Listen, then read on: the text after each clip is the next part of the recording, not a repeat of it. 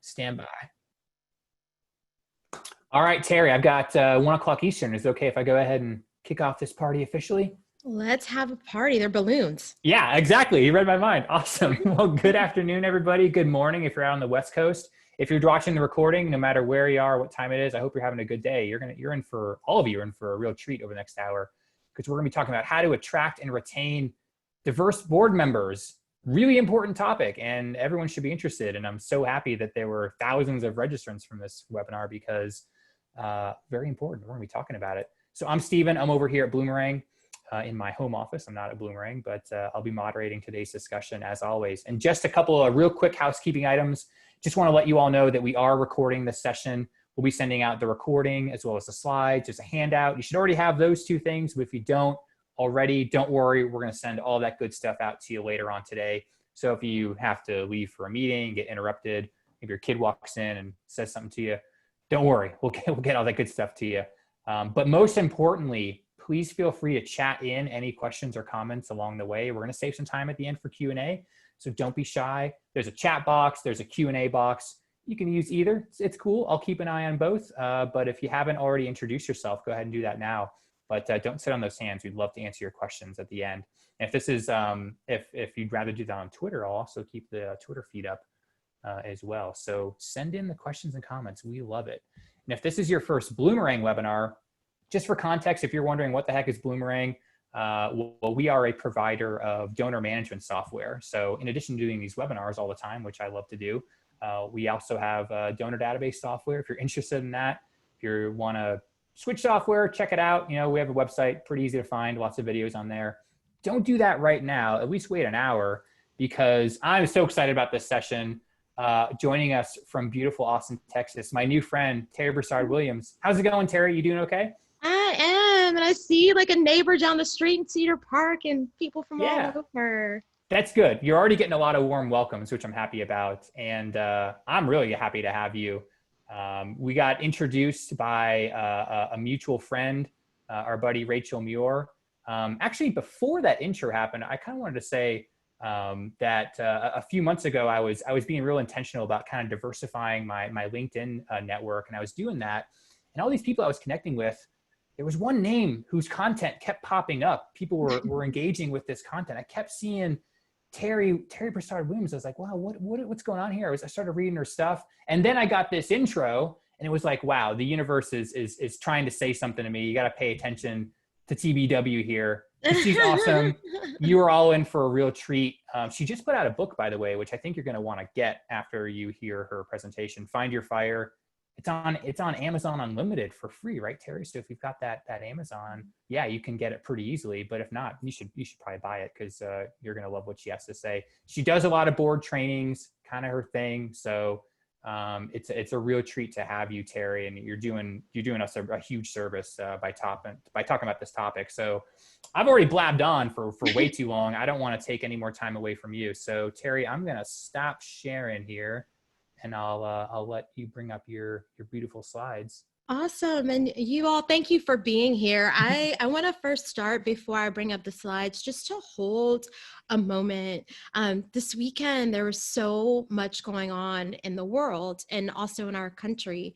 I'm from Lafayette, Louisiana, and there we once again had an intersection of Black Lives Matter along with the pandemic. A man was shot and killed in Lafayette, and now they're bracing for 2 hurricanes. And then, you know, just moments later, there's another intersection in Wisconsin. And so I want to share a quote with you all from John Lewis, and I'm actually going to read it. And it is from the op-ed that ran right after his death, that beautiful letter. And it said, answer the highest calling of your heart. Continue to build unions between movements. Continue to build unions between movements. And so we are here because we are listening to the tenor of our country. We're listening to our stakeholders, our beneficiaries, our donors, our board members. We want to do better for the social impact sector. And you know, so oftentimes it can feel like mission drift, but really it isn't. It's just that union between movements. And so I'm excited to have this conversation with all of you today, and going to share my screen. I will also look down a lot because I'll be reading your comments in the chat, and Stephen is there to moderate the chat as well. But I want to talk about cultivating colorful movements. Anytime you hear me speak, you'll hear me talk about movements. That's just kind of my jam. I'm not going to get into all the things up here since Stephen did a great job of sharing with you all who I am. But I want to go beyond my fancy resume, and I want to just break it down to you a little further about who I am and where I come from. So I'm the granddaughter of a school janitor, a cafeteria manager, and a darn good cook, a sharecropper, and the caretaker of a white family. These are my grandparents. They are some of the most beautiful people that I know. And my grandmother and grandfather are in a picture together on the left. When I put this slide together, they were both living. My grandfather passed away at 95 years old on Easter Sunday. What the highest honor you can have to go on Easter Sunday. And my grandmother, with the roses there, she's the only living grandparent I have at 93. Before COVID, she would go to aerobics twice a week. And before COVID, she would still serve as a poll watcher and an election day judge at her local election place. But we're not letting her do that anymore because of COVID. And none of my grandparents ever went to high school. They all went to middle school, but none of them graduated from high school. Yet they always gave back to their community. No matter how much or how little they had, they gave back to their community. And one thing they had in common, my father's parents, my mother's parents, is they all had a love of their church. And about 30 years ago, my grandparents did have a car, although they did not always drive the car because gas was expensive. They would go to church during hurricanes, during colds, during the heat in Louisiana. And a lot of times they would see families walking on the side of the road, 5 and 6 miles to get to Catholic church. And so they said, why don't we build a church in Truman, Louisiana, which is the neighborhood where they lived? They wanted something closer, something that would bring community together and allow people to spend time together. So about 10 years ago, 1 month after I got engaged, that church burned down. So, some people get married and it's like a stairway to heaven. I get engaged and, the church catches a fire. And at that time, my parents continued the tradition. My grandparents built the church. They were on the committee. They did all the legwork with the community. But my parents stepped up and said, if not us, then who? My father became the capital campaign chair. My mother organized all the volunteers and kept the church office running. She made sure the files were incredibly pristine. But they were the leaders that were needed at that moment. They were the leaders that brought people together to rebuild the church. And that's what you see on the other side. That's the new church.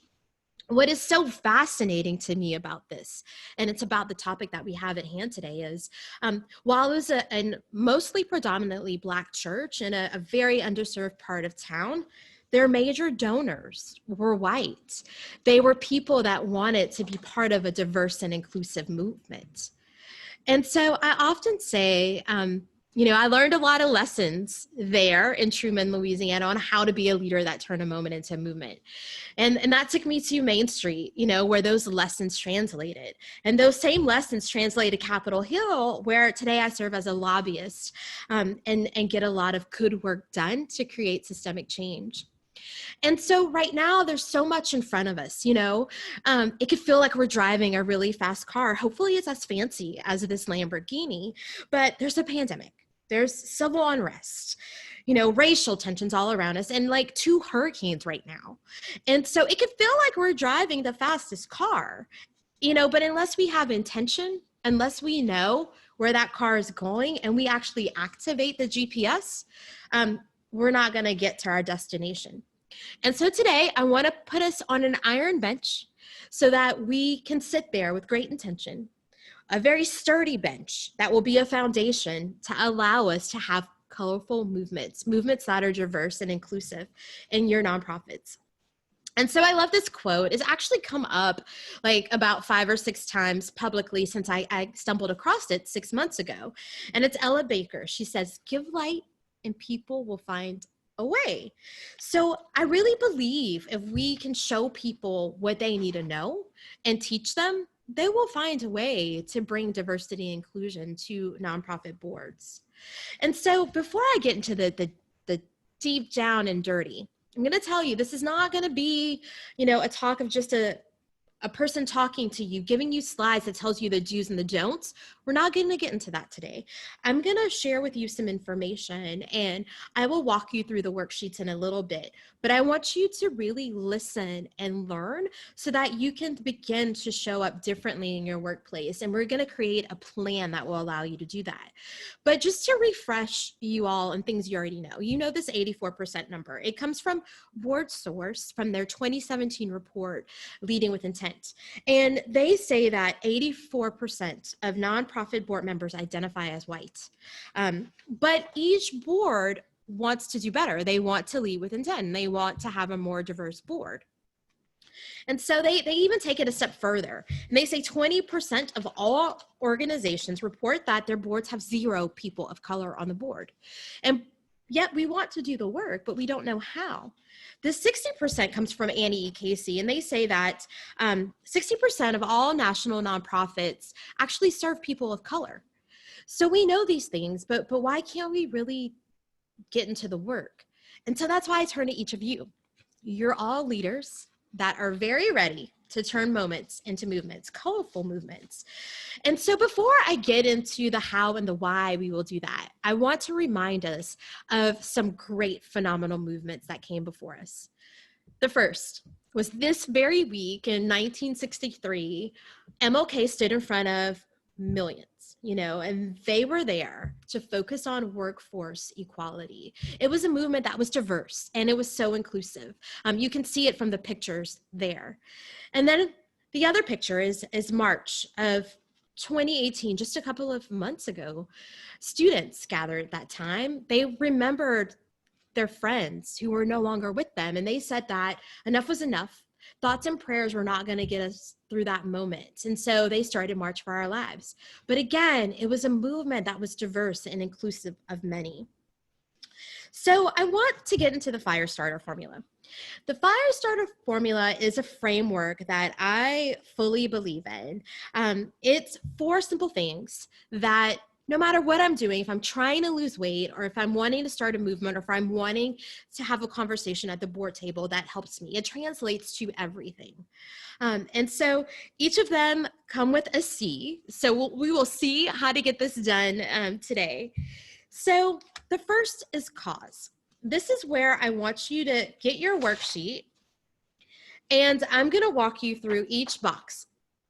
I'm going to talk a little bit about how the Firestarter formula translates to the work that you want to do with recruiting and retaining board members. And so I might give you a prompt. And when you get a prompt, I have my dual sheets here. You'll just want to jot some of the things down so that you can remember it, because in a bit, we're then going to turn all of these notes into your very first action plan that you can bring back to your organization. The other thing I want to tell you is all of this will seem so simple. It will seem like common sense. And all of it really is. There are things that we have to know, things that we can dig deeper into. I told Stephen I'm happy to do some blog articles or whatever when we're done with today for your questions if we don't get into them even at the end. But I want to talk about this in the simplest terms, because sometimes we get so caught up in the heaviness of the movement and the heaviness of the responsibility, and we forget that we are nonprofit leaders. We are social impact strategists that turn to common sense solutions every day. So let's talk about this in very simple terms so that you can begin to see, feel, and touch how you can bring this to life. So the first one is cause. And when we think about cause, we're really going to think about our why. And this gets into how we're going to attract people to the board table or recruit them. And so some of the things that I tell people when you really want to get into the cause is you want to remember, why did you even begin your work? Why do you want to create change within your community with your mission, but also getting to the point where you want to have a more diverse board table? How are you serving your community? What good do you want to bring? And so, we all have answers, and they feel really awesome. They make us feel really good, but these very things are going to help us attract people to the board table. They give us that same sense of inspiration and hope that we saw from MLK or the student leaders. And we all got into this work because we want to give people inspiration and hope. So if we can infuse that when we're talking to people about the mission, they will begin to understand why they need to be a part of the conversation you're having and why they should bring their knowledge to the board table. And you really want to be as transparent as possible when you're having these conversations. And that way you can say what you do well, and you could talk about what you don't do well. And then you can begin to turn to people to help you with the pieces that you don't do well. And those will be the very people that you want to bring in your board table. And so you write that down, transparency. That's number one, how we're going to recruit people. Another thing that you're going to do is you're going to want to have listening sessions with your donors, your staff, your stakeholders. You want to begin to understand the perception of your organization in the community. You don't want to guess these things. Those moments where you have human interaction and you can listen, even if it's over Zoom, they're going to allow you to really see what's underneath the hood of that car that's moving really fast. And you also want to talk to the current board members. You want to understand where their head is in the process and what they see. And those that are your champions, those are that really begin to understand how to do the work, not just the why, but the how to do it. You want to make them your allies. They will be your lead spokespeople at the board table because you will need them as backup as you're beginning to work on these plans. So definitely at listening sessions, definitely as board champions, as allies. And so once you've done that, you want to begin to have conversations between the staff and the board about the definitions and the terms that you're using. One thing that I've really learned in doing this work recently is people don't know what to say sometimes, and other times people are using different terms about the same thing. And so they feel like there's tension or a disconnect.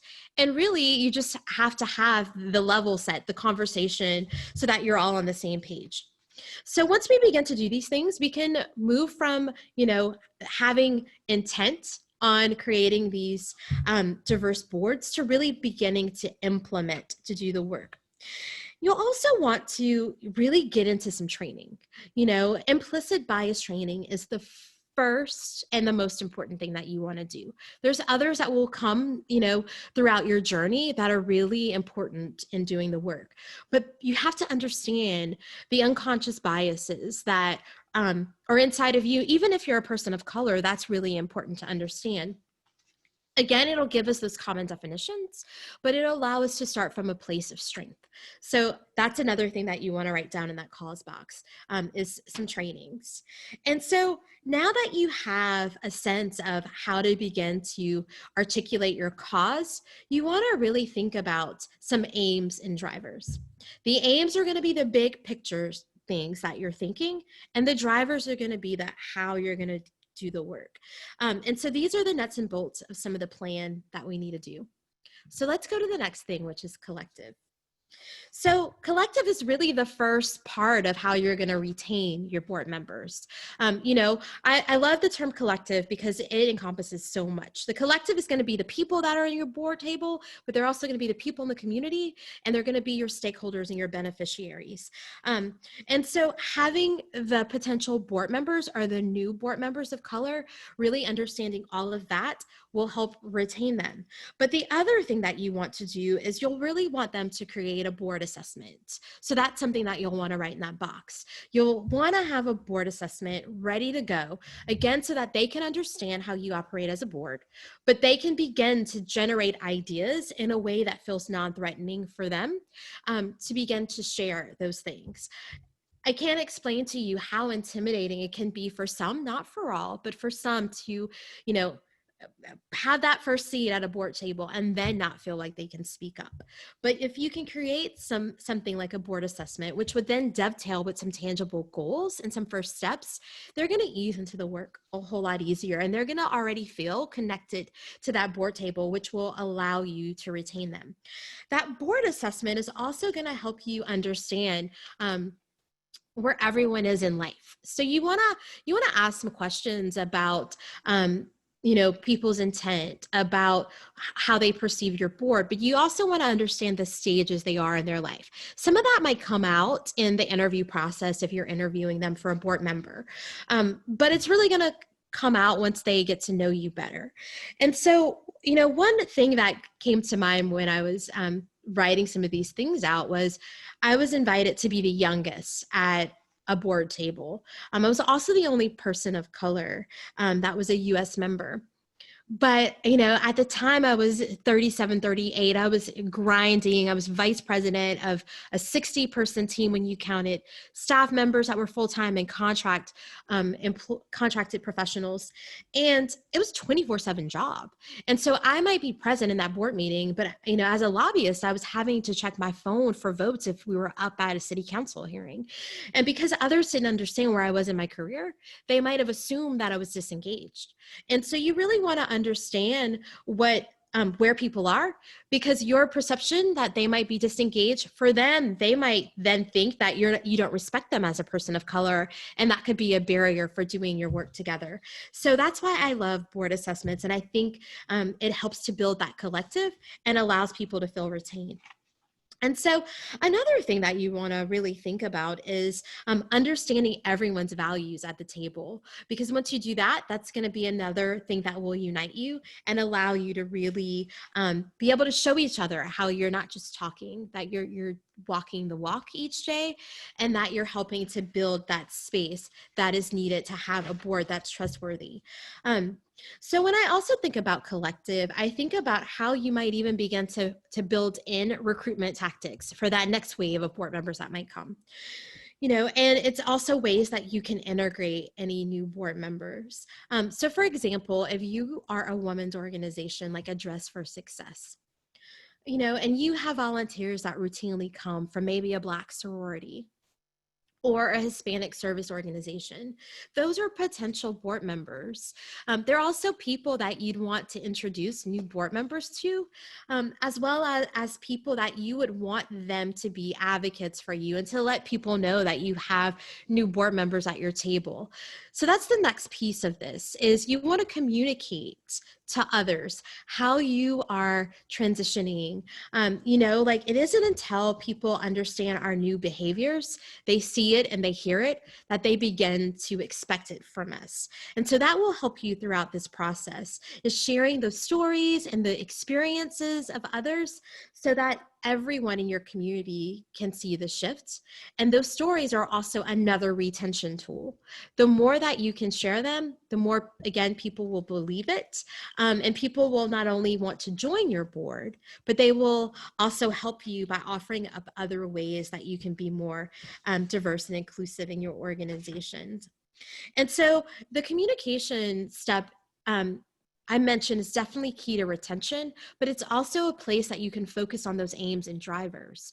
So if you can really think about what is that larger goal that you have as a board, not just, in regards to your mission, but how you want to retain and recruit board members, then you could really splice down the drivers to give actual tasks to people on your board so they can help you further that goal. When we think back to that board source report, we all intend to do the work, but we can't execute the work. We don't execute the work. So we can begin to communicate those drivers and those tactics that are needed with the board members that are at the table, as well as the larger community. We'll begin to, live out those values and execute them. So I love this one as well, because it's just a reminder of how to do our work. So if you are tracking in your box here, stories is really important to list. Experiences that people could see and touch is also really important. And you want to bring people along the journey with you. So this is a moment where you can actually allow people to see a lot of your work.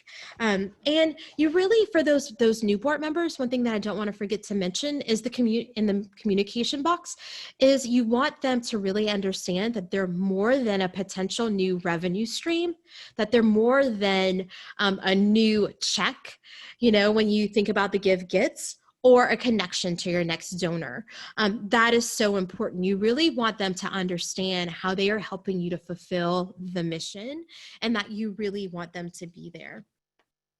So the next box is change. And this is where you're going to get your hands dirty and you're really going to do the work. This is really the most crucial and important part of retention. So the first thing that you can do is really allow new board members, once you have recruited them to the board table, to be a part of your work. So invite them to site visits. If you have a grants committee, allow them to either serve as a member of that grants committee or to be a part of a meeting by listening in. You want to be sure to allow them to see the list of new grantees before they go out. There's just so much you can do here. I'll share a couple of stories with you before we get into your questions, but recently I was I'm still a part of a board, but recently I've been helping a lot of nonprofits craft their new DE&I statements, or their statements about Black Lives Matters right after George Floyd. And this particular time I was up to like 19. So it was just a second nature for me to start thinking in that way. And I get an email from a nonprofit board that I am a current board member, and the email is our statement. And I cannot explain to you just a moment in time where I did not feel like a human. And so a lot of times when we don't allow our board members in, again, to peek under that hood of that car, we don't allow them to feel human. So for me to be the only African-American out of staff or board members, to receive that in my inbox and not to even be asked for my thoughts or given a courtesy of seeing that first before it hit general inboxes, was a huge slap in the face. And so I think the more that you can integrate your new members into your work will allow them to succeed and allow you to retain them. So don't be afraid to let them really see the good, the bad, and the ugly, right? A lot of times we don't do that because we don't want people to see the messes underneath the hood, but it's an important part of allowing them to feel as part of the family. Another thing that you might want to consider are your give gets. Give gets definitely show participation, 100%. Our grant makers require us to have 100% board members participate as a donor, but they can be an obstacle when you put some hard and fast numbers on them. In Austin, there's this one board that we'd all love to be on. I'd love to be on. I love their mission, but they require a $25,000 check from a board member to sit on their board. And that does not come from their corporation. That is their individual gift. That is something that is not obtainable for most people. And that organization does not have, it's not representative of our community because it does not have every population of color on that board. And it's for that very reason.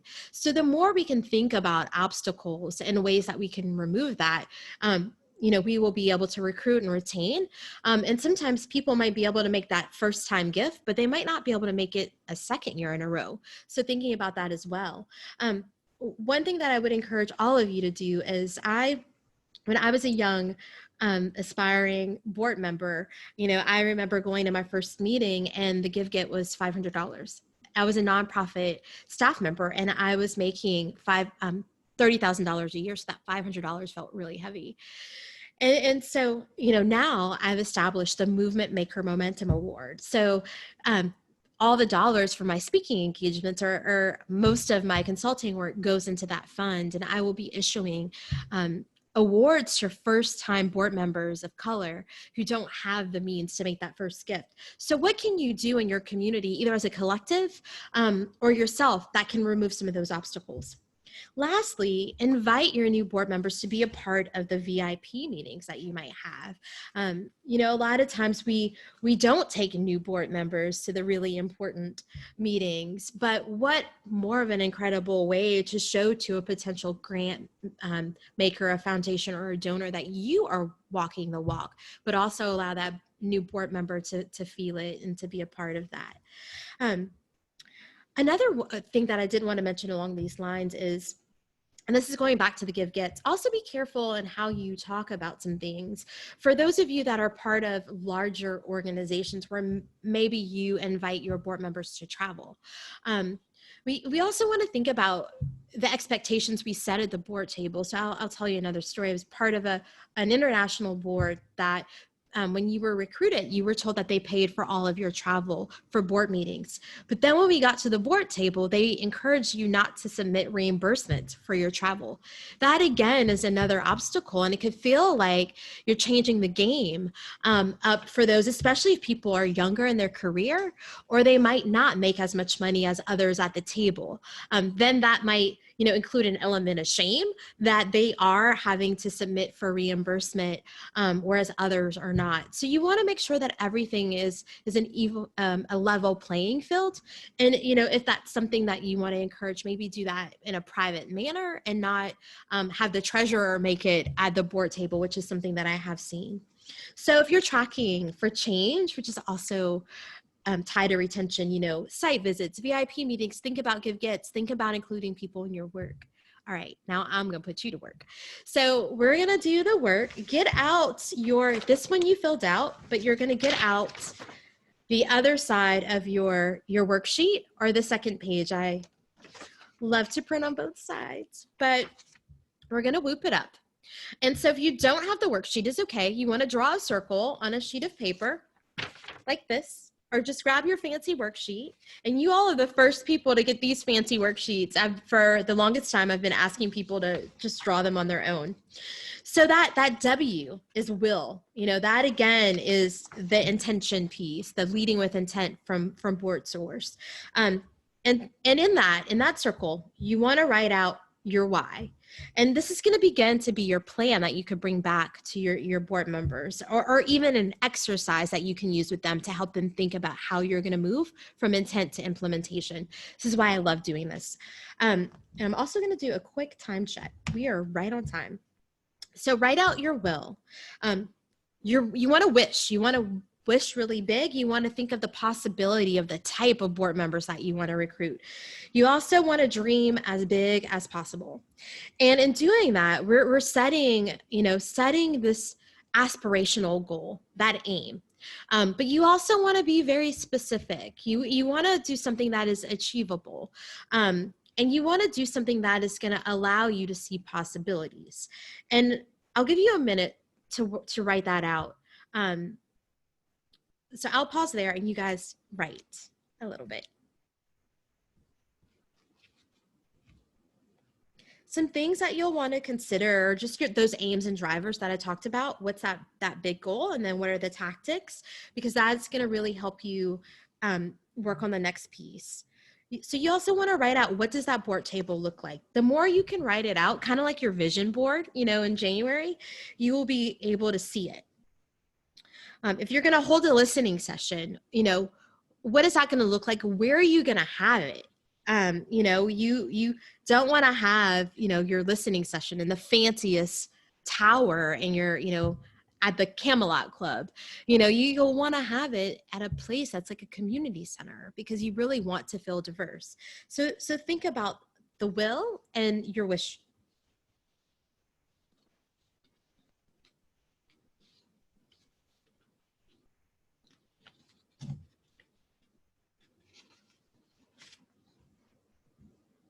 Now we're going to move on to the next one, and it is the opportunity. You're going to put it up here, and you're going to think about, what does the outcome look like once you begin to recruit the board members? Make it extremely real. Make it tangible. How will you recruit those new members?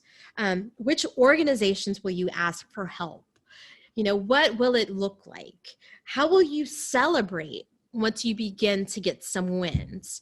Really think about the opportunities that exist, and not just for you as a staff member, but for the existing board. You want to give them the feedback that they need just to keep going. Again, think about the inspirational things and the hope. That's what kept all those movements moving. The idea that MLK told us we could have a dream, and one day, that dream would get into existence. This is what you want to think too when you think about the opportunity. Just you want to exude a feeling that this is something that can be accomplished. What's also nice about this part of it is, again, you're starting to get into the implementation. There's some science that says if you just watch a movie, so if you're just dreaming and you don't take the next step after you're watching a movie, or if you're daydreaming, then you're just stuck in that fantasizing, that thinking about what could be. So by thinking of the opportunity and the implementation steps, we're getting out of that dream cycle. We're getting into the living. And so that's the important part of moving from intent to implementation. So the next piece is the obstacle, and you're going to put it here. So what might be the dream killer? What might stop you from getting this work done? What might be the one story that someone will tell in your community that will stop you from getting diverse people at the table? And I'll share a quick story with you to make it real. So I was a part of a nonprofit board where we wanted to retain the executive director. She was making about $120,000 a year, and we were scared that she was going to leave. And so we're thinking about a way we could give her a bonus, or we could increase her salary the next budget cycle. And a lot of the board members at the table just felt like we could not do it. We could not afford it. And that was just shot down. No was the answer. We did not offer her anything. Weeks later, she leaves the organization, and we are bringing in the next leader. And so the selection committee actually doesn't give us as a board any options. They bring back one final candidate. And then when we get into the negotiation with that candidate ended up getting $150,000.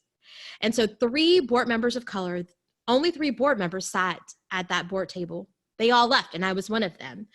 So that was a board that was not in alignment with my personal values. If we took a board assessment at that point, it would have just not, most people would have not been in a good place. But that story exists within the Austin community today. So that might be an obstacle that organization has in recruiting new board members. And so that might be the case for you. But again, there's always the good, the bad, and the ugly, and we can overcome those. So you really want to be intellectually honest with yourself to think about it, because the more you can think about it, the more you can overcome it. And so just take a moment to write down those perceptions and why you think people might leave, why you might not retain the board members. And that's going to help us a whole lot with the next one, which is our purpose. So here is the purpose. It is a time-defined line. It is definitely a start and a stop, because we want to move from intent to implementation, getting things in practice. So you want to think of what is that time-bound goal that you will set, how you will achieve it, and start to plan. And also, I love to call it purpose, because when you have that marriage of the two unions of your organization mission and creating this colorful movement and having diverse and inclusive faces at the board table, when you think about purpose first, then it becomes easy to plan. It becomes easy to take that first step. And again, the science shows that, things feel so heavy and they feel like we can't make them happen because a lot of times we are afraid to take that first step. So just write down, 1 to 3 things that you can do to make it achievable. And those also become your drivers. So you've gone from the aims and that big goal to some drivers that are actually achievable for you and your board. So you might want to consider, what will it feel like? What will happen if you don't achieve it? That might help you think around it, might help you think of another opportunity. And then once you start to do it, how will you share this story with others? Again, going back to communicate. The more that you can share these wins in the community, the more you will feel good about the work that you will do. But it'll start to bring that energy to your work, and others will, want to be a part of your board or a volunteer within your organization. So as we say, whoop, there it is. You have really begun the first steps that you need to just really do the work. So I want to show you something. I said earlier that I love sharing things within the fire starter formula because it allows you to see a way, no matter what it is that you're trying to do. This formula works great with mentees. It works great as just, an icebreaker in meetings. But when you break it down, you clearly can see how you can recruit, retain members. And so I just wanted you to see that flow chart so that, you could see and feel it and then begin to think as something that was achievable for you. So I want to get back to that human piece of it. And I really want to talk about 4 things that no matter what movement I'm building, if, it is a movement to create a new policy, or if it is a movement to find new people to bring to the table, these are 4 things that have served me well. The first is faith. And if you look at the definition of faith, it's that inspiration, it's that hope, it's knowing that something is possible. That is something that drives me. So don't forget, there's always a way. Know that this is possible as you do the work, because it is hard work and it's going to be heavy and it's going to not feel so good all the time. Fortitude, that's knowing that there is a way. If you have an obstacle, there's going to always be a way around it. And if you have the mindset that you will find the way, you will always find the way. Failing forward. You're not going to get it right. You're going to screw up. You might say the wrong thing. You might need someone that's an ally or a champion to fix something for you. That is okay. If you're going to fail forward early in this process, and lean on others to help you learn the new way, to learn the way forward. And have a celebration sometimes. If you mess up, celebrate that you have grown from that experience and that you have failed forward. And it'll become to feel a little easier. You might not feel like this is something that is not achievable. And last, sometimes you just got to forgive yourself. If you screw up, and I even screw up being a person of color sometimes, because I don't, there might be going back to those unconscious bias, there might be a bias that I might have that I'm not aware at, because we're all human. We learn this as we do the work. Or I need to learn a new way, or I might need to read something that I haven't read before. You got to forgive yourself.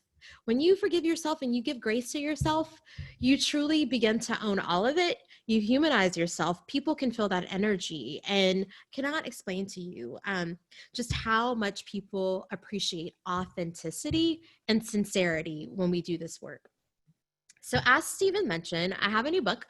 It's called Find Your Fire, and I share stories of change makers and social impact strategists that do this work. And there are some stories about people you guys might know, including Kashana Palmer, who is a fundraiser of color and a dear friend. And so I tell her story and how she's created colorful movements, as well as the story of other change makers in my book. So with that, I want to give you guys information to keep in touch. Feel free to tweet me at Terri B. Williams, Instagram. I tell everyone I believe in unicorns, Skittles, and pots of gold. And so there's plenty of inspiration on my IG grid at Terri B. Williams, and tons of blog articles and resources and tools at terribwilliams.com. So I'm going to pause here for all of your questions and turn it over to Stephen to get us back on track. Oh, we're on track. I'm actually going to get us off track because that was awesome, Terri. That was, inspirational. I was just sitting here nodding my head, and I know it generated a lot of questions. So we'll try to get to all of them. If we don't get to yours, it's, it was nothing personal. There's just a lot of good stuff in here. Terri, there's a question jumped out at me, and it's one that a lot of folks have asked in similar sessions that we've had where we've been kind of talking about DEI from different angles. And I'll leave them anonymous, but the person is saying, we live and work in kind of a rural area that is really white. and they struggle with this. What advice do you have for people that maybe kind of feel like that? And I know they're not trying to make an excuse for it. Obviously they want to do it, but is it just a matter of being even more intentional than maybe other folks would have to be? What do you think about that? Yeah. And I want to go back to something that you said. You said it was inspirational. I want to tell you guys one thing. I keep it real. I keep it 100. I never mince words.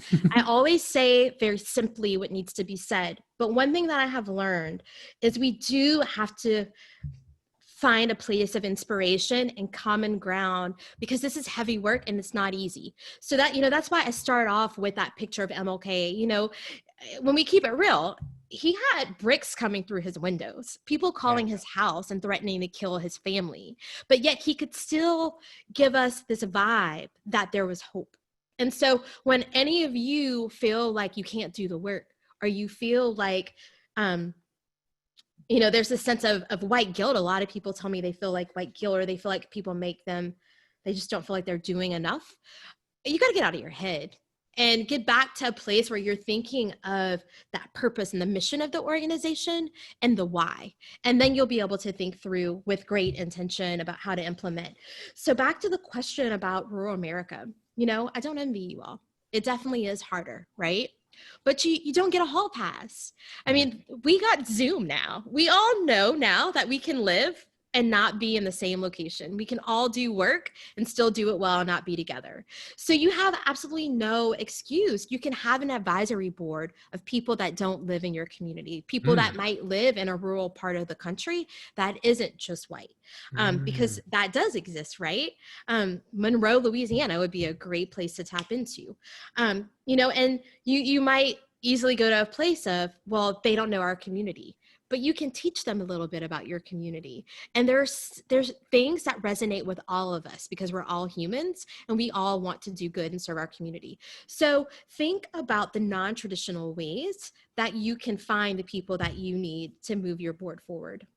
I love that. It's true. It's a virtual world. I mean, we're talking across state lines now, so why not? It's I love game it. changer. Along the same lines, this question, they marked themselves as anonymous. I'm kind of glad they did, but it sounds like they're maybe struggling with convincing their boss, their CEO, ED, whoever, that this should be a priority, right? I'm sure you've run into this. Maybe they're getting blocked by the person above them. Is it a matter of trying to wear them down? Should they leave the organization? I mean, what advice do you have for that person? Yeah. I get all the feels. Yeah. And let me tell you, I was on a Zoom happy hour with, I did the independent sectors NGen fellowship very long time ago. I'm not going to tell you when, because it's going to date me, but with some of them. And we're all hearing this, no matter where you are in the hierarchy, or no matter where you are in your professional career journey, this is something that is real. So you're not alone. And just knowing that you're not alone sometimes is enough. But, there are 3 buckets. And usually there are always 3 things that you can think through to help you find a solution. The first, it's tied to your story of self, right? We first go to who we are and how we can fix the problem. So that is an option. You can try to wear your boss down, and that might be something that will bring you great joy. But you also have to have an intellectually honest conversation about how that may play out in the workplace. And that is something that if you need help, I'm happy to exchange an email or a Marco Polo or all the things with you for some advice with that. The second is those allies and champions on the board. So when I was at the American Heart Association, I always had a friend on the board. Actually, I'm now telling my secret, and some of my heart colleagues are here, but I was finding that one person where I was like, I want to learn from you. Can I just hang out with you? Or I just find my way at the table, at the mixer. And the same thing for the local community, where I did not have influence on their board, but the work they did still had impact on me, because we were working at the Capitol where they were. So whispering in their ear and telling them I have concerns, and sharing with them from a place, where you're showing your greatest piece of emotional intelligence, right? So that message doesn't get lost. And when you can do it from a business perspective with a business case, a lot of times they're going to be happy to be that champion for you and share it at the board table as their own thought. And sometimes that's all it needs, right? You need it to sound like it was their idea. Then that third bucket, if you're in a community, you're getting your money from somewhere. So is there a donor that can speak on your behalf? Is there someone at the foundation that you trust, that maybe you're their mentee, they're your mentor, that you can get them to influence? There's always three buckets. So the story of self, the story of your allies and champions, and the story of the stakeholder in the community. And usually when you're trying to solve a problem, one of those three things will be the key that you need. Suddenly when revenue is at stake, people start listening, right? It's sad that it may take that, but that's a great idea. And, you know, you made me think of something along those same lines is, you know, whenever I talk about this topic or, you know, I'm trying to share webinars or blog posts, sometimes there's pushback like, well, what's the actual tangible benefit? And you've touched on it a couple of times. I kind of want to hammer it home that it's like funders care about this stuff, yeah. right? They cared about it before. But they care about it a whole lot now. Right. Okay, good. I just want to hammer that home because it's like, this could be a revenue and it's not the reason to do it by any means, but that is a tangible benefit. I mean, it is, you know, like I think of my time at the American Heart Association, it was an expectation of the Robert Wood Johnson Foundation, and they made sure that we did it well. So they were that ally, right?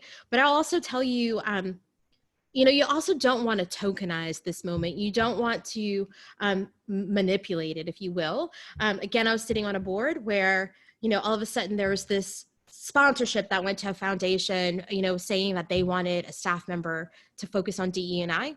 They didn't ask anyone on the board who was of color to take a look at it. And there were some things in that proposal that just really weren't in alignment with the moment.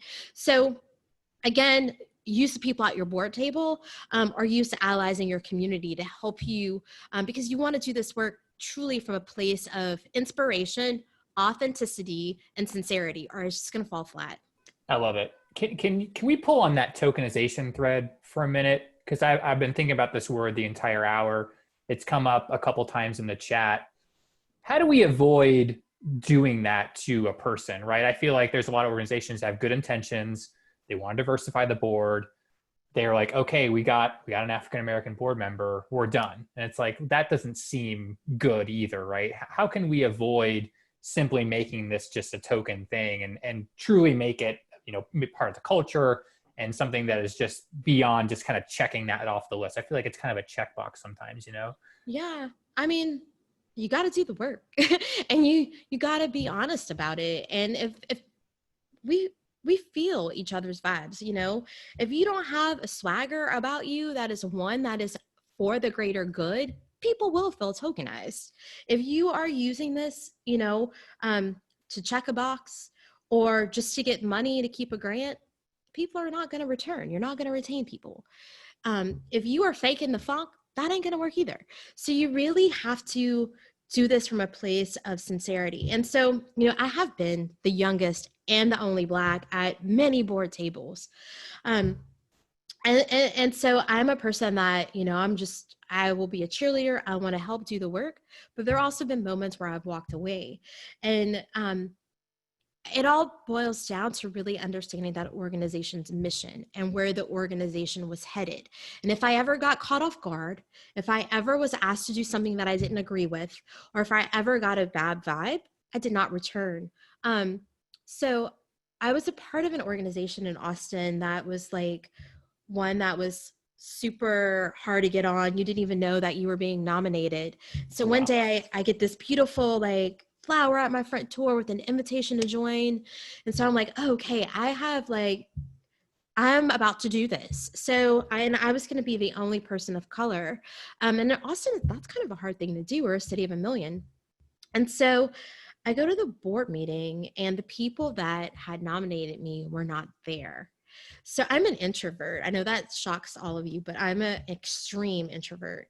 So I walk in the room and I'm like, ooh, I don't know any of these people. So I kind of sat in the back, right? Because I also am a person that is observant. I wanted to observe everyone to see where I might want to plug in the conversation. No one came and sat along the side of me. No one. So finally the meeting starts, and the people that came to the meeting late were the people that sat at the table with me. And then later at a fundraiser, someone like yelled at me, and I don't think they yelled at me because I was of color, but because I had already experienced no one sitting with me at the table, it felt that way. And so I did not return. And so, everything comes back to your intentions, how you make people feel, and how they plug into the mission and the purpose of your organization. And so if you are doing those things with good intentions, good heart, and good work ethic, usually people are going to return and they're not going to feel like a token. And if you are a staff that's of color, and because I did see one question in the chat about feeling like a token, I would love to talk to you offline, because there probably are some adaptive leadership challenges and some systemic issues that reside in that organization. And that's a little more nuanced. There's not a one size fits all for that. Makes sense. It seems like, Terri, a lot of times this work falls to a person of color in the organization, maybe the only person of color. Is that appropriate? Because I heard you say last time that, a board member wasn't asked, and that was kind of a red flag. How can folks kind of balance this? Because you don't want to burden the person, right? But you definitely want their perspective at the same time, because they probably experienced this. How can you kind of balance those two things? For me, and again, I'm a person that I keep it real. So you got to ask. When you're going through that interview process with a board member, you need to ask them, how do they want to be engaged? And sometimes if you could just lift the veil, you got to fill people out. But if you can lift that veil and have that conversation human to human and direct, and not dance around it, you're gonna know what they want from you, and you're gonna know how they want you to plug them in. But for me in that particular instance, having been on the board for like almost 2 years, like that should have been a non-question. They already know my intentions and how I operate in every other issue. And clearly they also knew from my blog post that this was something I care about, right? So that was a misstep. And they did apologize, but that was a clear misstep. But if you don't know, I think you find a way to have that conversation, and you have to do it again, human to human. If you don't feel comfortable having that conversation, then you need to ask why. Then maybe you haven't put in enough time with that board member, or maybe the way that you are bringing people in with the interview and the onboarding might need to be tweaked. And so, you definitely have to understand the person that is in front of you and how they want to be engaged as a board member. You're right. It's work. Got to do the work. Right. Yes. We're running out of time, which this hour has flown by. I wish we could hang out all afternoon. But any final thoughts, Terri? Where can folks get a hold of you? Maybe, I know we didn't get to all the questions. I'm so sorry, but final thoughts from you before we kind of wrap up here. Yeah. I'm happy if we can somehow get those questions. We can try to answer them in other ways. My biggest piece of advice, and you've heard me say it a lot, human to human, really allow people to see, feel, and touch your organization before you make an ask. You don't join a gym without going to the gym for a free workout. You don't buy a car. Well, maybe you might buy a car today, but you don't buy a car without test driving it. For me, I'm 5'2". I need to make sure I could see over that dashboard. So I'm not going to invest my time, my money, but most importantly, my heart with an organization if I don't truly know it.